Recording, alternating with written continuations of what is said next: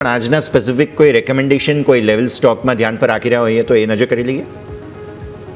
જી યશી, જો આમાં જે રીતે ગઈકાલનું રિઝલ્ટ એમાં એક સેગમેન્ટ હું ઘણું બોલીશ છું, પણ એમાં ટીટાગઢ રેલવે છે જેનું રિઝલ્ટ સારું નહોતું આવ્યું, પણ હું એ સ્ટોકમાં બોલીશ છું કેમ કે તમે જો કે જે હમણાંનો જે ગઈકાલે જો લોસ આવ્યો, જે રીતે પ્રોફિટ લોસ પર નાખ્યો પણ પ્રોફિટ જે રીતે ડાઉન આવ્યો ને એ વ્હીલસેટના પ્રોબ્લેમ્સ હતો, પણ અહીંયાથી ઓર્ડર બુક આનો ઘણો મોટો છે અને તમે જો આ સ્ટોક ઓલરેડી એના ટોપથી ઘણો નીચે પડેલો છે અને વેલ્યુ પીક કહી શકીએ આ છે અને વેલ્યુએશન કાફી કમ્પેલિંગ છે કેમ કે તમે રેલવેમાં જો તો આમની પાસે ઘણું મોટું ઓર્ડર બુક છે, ઇવન 26,000 કરોડનું ઓલમોસ્ટ ઓર્ડર બુક બેકલોગ છે અને આગળ જતાં પણ એવું લાગે છે કે નવા ઓર્ડર્સ મળશે. ઇવન મેટ્રોના મુંબઈ અને પુણે એ બધાના પણ ઘણા બધા